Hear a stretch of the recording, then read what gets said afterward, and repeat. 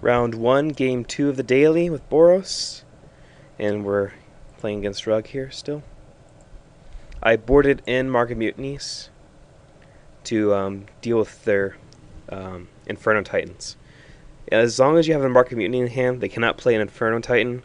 You usually have at least 10 to 11 damage on them already.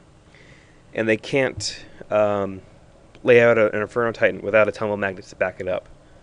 So this hand's looking pretty insane for us. The step links, as always nice. We could use a little bit more land, but you're not going to find a better hand usually.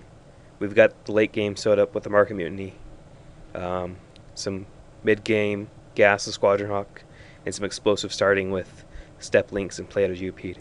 We have to watch out for Arc Trail, but I mean, we're an aggressive deck, so we can't play around everything. We need to get some damage in there. So starting off with step links is just awesome. He doesn't have a red mana yet, so we can go wild here with our step links and our play of Geopede. Hopefully he doesn't draw an Arc Trail next turn. So he gets a red source, but comes and play tapped, and he also misses a land drop. So it's very nice for us. We get to crack in there and increase his damage. We could have played around Arc Trail by keeping our Terramorphic Expanse around, but I needed the mana that turn. And getting 4 extra damage in there is certainly not a bad thing with Mark of Mutiny and Lightning Bolt in your hand. Not drawing land here was kind of bad though, so we're just going to play out Squadron Hawks. Hopefully we can just win with a Hero of Oxid Ridge Battlecry attack. But we'll see what he does.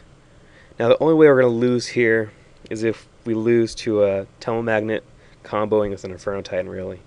We choose to use the Bolt on him instead of Jace because he's at so low of life. We're going to put the pressure on him. We bring him down to 3, so any Lightning Bolt we top deck is game. There's just a lot of top decks we have that give him problems.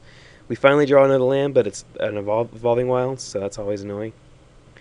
And he does have the Tumble Magnet, which is kind of weird, and an Arc Trail. So we're in not a great position here, but we're still not in a bad position either.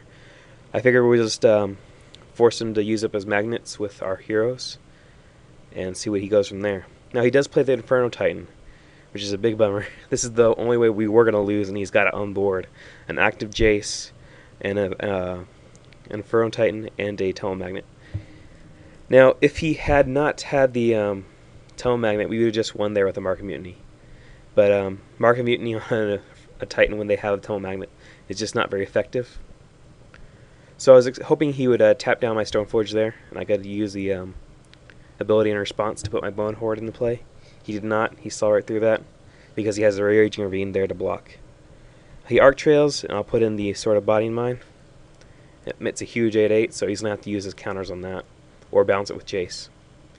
So we play our Hero of Oxid Ridge, forcing him to jump block, and I need to trade his Raging Ravine for our Oxid Ridge, and tap our Germ token.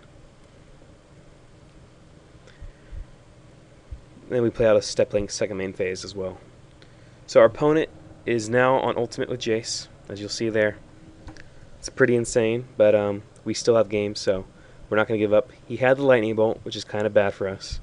If he didn't have that Lightning Bolt, that would have been game, because we had a pro green guy to go through his Raging Ravine. I'm sorry, it would not have been game if he tapped the links and blocked with the Raging Ravine, but it would essentially been game. He ultimates us with Jace, but it puts the Mark of Mutiny back into our deck. We draw it and take his slime, and that's game.